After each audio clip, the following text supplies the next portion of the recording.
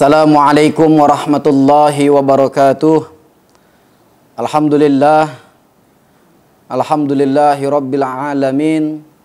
Wassalatu wassalamu ala asrafil anbiya'i wal mursalin, Sayyidina wa maulana Muhammadin wa ala alihi wa sahbihi ajma'in.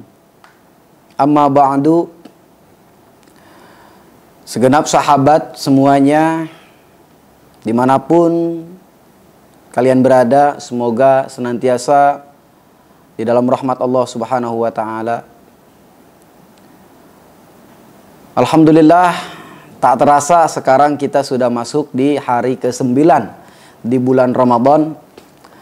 Mudah-mudahan senantiasa kita diberikan kesehatan, mudah-mudahan senantiasa kita diberikan kekuatan iman, kekuatan Islam, untuk bisa terus melanjutkan perjuangan kita di dalam menjalankan perintah Allah selama berpuasa di bulan Ramadan ini. Dan mudah-mudahan usia kita disampaikan oleh Allah sampai akhir Ramadan hingga berjumpa kembali dengan Ramadan yang akan datang. Hadirin yang dimuliakan oleh Allah Subhanahu wa ta'ala, pada kesempatan kali ini saya pribadi ingin sedikit membahas tentang amaliyah yang senantiasa dianjurkan ketika kita berpuasa di bulan Ramadan. Banyak amaliyah yang bisa kita kerjakan di bulan Ramadan, amaliyah-amaliyah kebaikan yang mengundang daripada pahala, mengundang rahmat Allah, mengundang ridhonya Allah Subhanahu wa ta'ala. Setiap hal kebaikan yang kita lakukan di bulan Ramadan memang itu bernilaikan ibadah yang akan Allah balas dengan pahala yang berlipat ganda. Namun perlu diketahui ada beberapa hal amaliyah yang seharusnya itu bisa menjadi pendobrak, penyemangat kita di dalam melaksanakan puasa di bulan Ramadan. Salah satunya yang pertama, qiraatul Quran, perbanyak membaca Al-Quran. Yang mana di dalam 1 tahun ini kita jarang membaca Al-Quran, maka gunakanlah waktu di bulan Ramadan ini untuk memperbanyak membaca Al-Quran. Karena Al-Quran ini adalah petunjuk bagi orang-orang yang beriman, dan Al-Quran ini akan menjadi penolong bagi kita kelak di alam kubur dan kelak di akhirat nanti. Dan jadilah daripada amaliyah membaca Al-Quran itu sebagai pemberat di yaumul hisab. Hadirin yang dirahmati Allah Subhanahu wa ta'ala, selain daripada membaca Al-Quran, masih banyak beberapa amaliyah yang bisa kita kerjakan. Salah satunya yakni bersedekah. Bersedekah di bulan Ramadan itu pahalanya jelas berlipat ganda, ila sab'ami'ati dha'fi, sampai 700 kali lipat. Banyak cara untuk bersedekah. Salah satunya yakni dengan memberi makan orang-orang yang sedang berpuasa, memberi sajian makanan maupun minuman untuk mereka berbuka puasa, karena pahalanya sama seperti kita mengerjakan puasa. Atau memberi makan anak yatim, orang-orang fakir atau orang du'afa, itu pahalanya sangat besar di bulan Ramadan. Mari sama-sama kita gunakan kesempatan Ramadan kali ini untuk memperbanyak daripada catatan amal soleh, untuk memperbanyak daripada pahala, tabungan pahala kita yang akan kita tukarkan dengan keridhaan Allah Subhanahu wa ta'ala. Karena berbicara tentang bulan Ramadan bukan hanya berbicara tentang ibadah secara personal, melainkan ibadah secara keseluruhan. Bukan hanya hubungan kita dengan Allah, tapi hubungan kita dengan manusia pun itu harus diperhatikan. Buat teman-teman punya rezeki berapapun itu, mari gunakan untuk nabung. Nabung apa? Nabung pahala. Agar kita apa? agar kita bisa punya tabungan kelak nanti yang bisa kita ambil. Kapan? Ketika kita sudah wafat, ketika alam kita sudah berganti dari alam dunia ke alam barzah, dari alam dunia ke alam kubur. Karena sejatinya, ya, salah satu amalan yang akan terus mengalir sodakoh. Sodakoh. Dan catatan amalan sodakoh ini yang akan menolong kita dan menjauhkan kita daripada siksa kubur. Mudah-mudahan segala amaliyah ibadah kita di bulan Ramadan ini, khusus puasa kita yang sampai ke hari ke-9, mudah-mudahan Allah catatkan menjadi catatan amal soleh, tabungan kita kelak jaga di alam kubur, wa ilal akhirah, sampai ke akhirat kelak. Amin ya Allah ya Rabbal Alamin. Mungkin itu saja yang bisa Al-Fakir sampaikan. Kurang dan lebihnya mohon maaf. Apabila ada tutur kata atau ucapan yang kurang berkenan, saya pribadi mohon dimaafkan dengan sebesar-besarnya, seluas-luasnya dan seikhlas-ikhlasnya. Ya, akhirul kalam, billahi taufiq wal hidayah. Wassalamualaikum warahmatullahi wabarakatuh. Assalamualaikum warahmatullahi wabarakatuh. Ramadan Speak Up by Muda Bersuara edisi Ramadan. Assalamualaikum Ustaz. Siap. Waalaikumsalam warahmatullahi Sudah hari wabarakatuh. ke-9 nih Tat. Alhamdulillah. Teman-teman, Gimana puasanya lancar? Alhamdulillah lancar Tat. Sampai hari ke-9 ini belum ada tantangan yang begitu berat lah. Ya. Alhamdulillah Paling sudah terbiasa berarti ya. Iya dong. Tapi matahari lagi kencang-kencangnya nih Tat. Aduh, subhanallah. Semoga sahabat-sahabat Muda Bersuara juga selalu diberikan kesehatan untuk menjalani ibadah puasa. Amin. Dan mengumpulkan sebanyak-banyaknya pahala di bulan Ramadan ini. Amin, amin. Nah, tadi Ustadz Albi ini sudah memberikan tausiahnya dengan tema amalan apa saja yang bisa dilakukan di bulan puasa. Betul. Nah, salah satunya tadi bersodakoh. Nah, bersodakoh ini sepertinya gampang-gampang sulit nih. Gampang-gampang sulit. Gampang-gampang sulit. Ada yang bilang bersodakolah itu tidak membuat miskin. Betul. Itu gimana Tat tanggapannya Tat? Bersodakoh tidak akan membuat miskin, betul. Kenapa? Karena yang ngasih rezeki itu siapa sih? Allah. Allah. Jangankan kita manusia yang punya akal, yang bisa bekerja, dikasih rezeki. Hewan aja Allah kasih rezeki. Nah, iya betul. Sehingga mereka bisa berkembang biak sampai melahirkan dan terus melahirkan. Jadi kalau kita mengejar dunia hanya untuk sebatas memperkaya diri tanpa mau harta itu digunakan di jalan Allah, maka pertanggungjawabannya berat di hadapan Allah. Sedangkan Bisa mengundang siksa Allah dan murka Allah. Nah, sedangkan harta yang kita punya ini ada hak juga. Ada hak orang lain juga kan Tat ya. Harta itu titipan dan ada hak orang lain. Jadi jika fenomena nih ya, bersodakoh dengan menggunakan uang yang tidak halal tuh bagaimana Tat? Bersodakoh dengan menggunakan Dari korupsi lah uang contohnya biar yang gampang tidak ya halal. dari Oke, korupsi. baik. Kita ambil gambaran ya, Iya. contoh.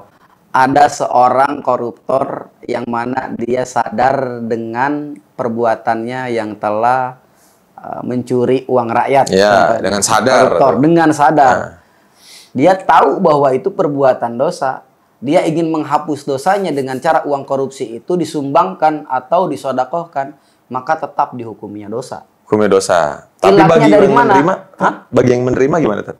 Kalau bagi yang menerima, selagi dia tidak tahu itu uang hasil korupsi, ya, dia menganggapnya itu uang halal, maka tidak menjadi dosa buat yang menerima. Kecuali yang menerimanya pun tahu bahwasanya itu uang hasil korupsi. Iya. Dia ambil kesempatan dalam kesempitan, kena juga. Gitu. Sama halnya seperti orang yang nyogok dan yang disogok. Nah, Itu gratifikasi. sama-sama dosa. Iya betul. Gitu. Karena tahu mengetahui sumbernya Betul. tidak halal. Kan karena ada makalahnya, ada hadis Nabi ya. Hadis Nabi mengatakan ar-rashi wal murtashi finnar.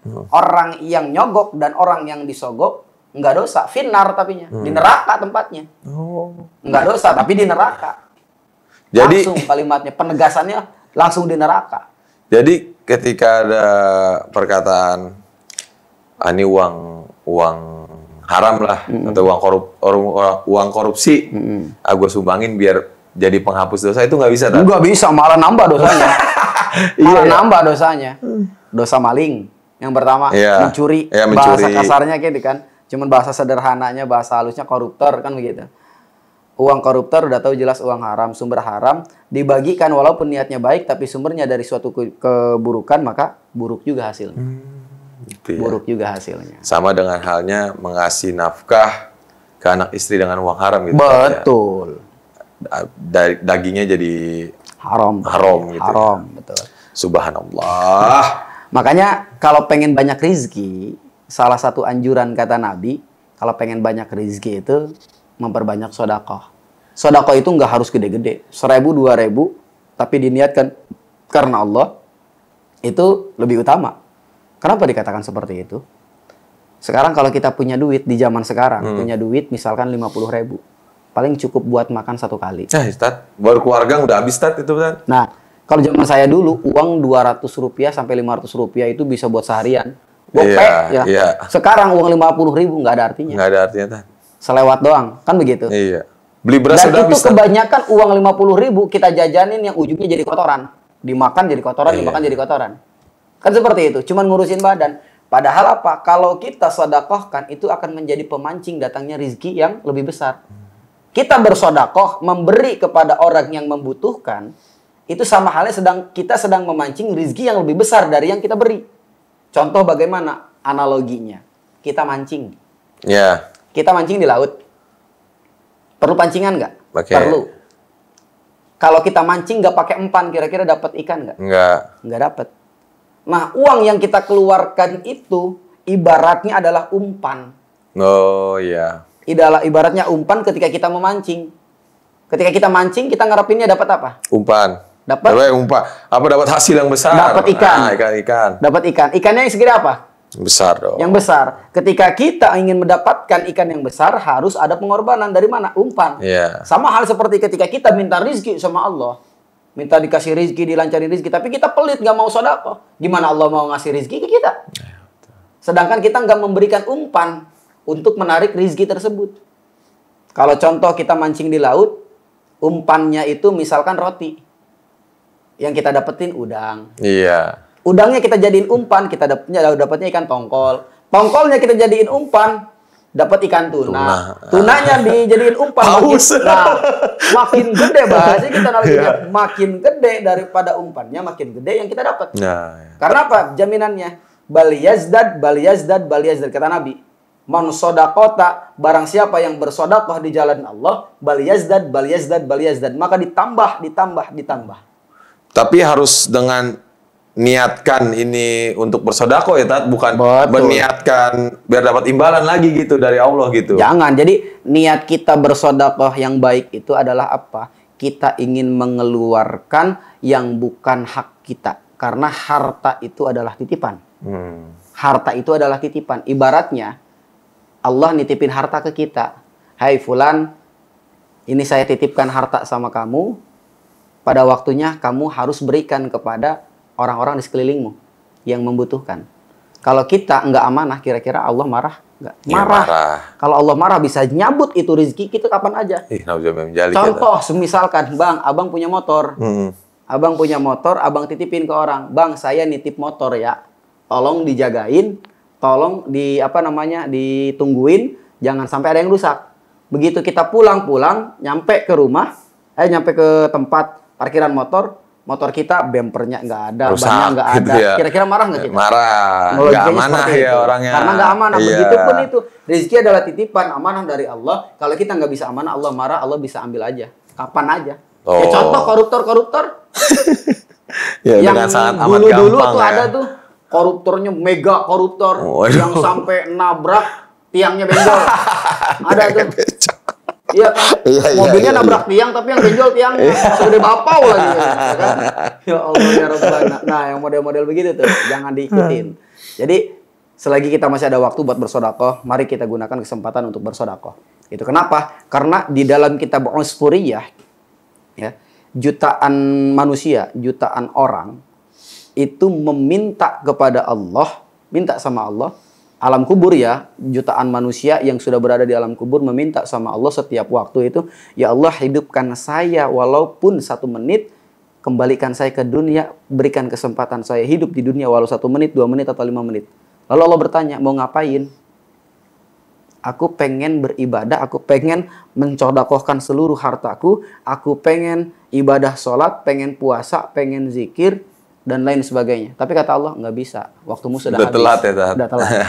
Nah, makanya jangan sampai udah telat kita baru ngerasa nyesel. Nah, Gitu. tuh. Makanya segala apapun perilaku baik kita, niatkan karena Allah Ta'ala. Jangan diniatkan untuk mendapatkan perhatian dari bos, dari teman. Betul. Nah, gitu, jangan. Nah, sekarang kita bacain ini, Tat. Pertanyaan dari Instagram kita. Siap. Tat, apa yang didahulukan? Sodakohkah atau keluarga kita yang lagi membutuhkan? Baik. Ketika kita punya rezeki berlebih, maka mana dulu yang harus diutamakan. Dilihat dulu kedorurohannya. Lihat dulu dorurohnya nih.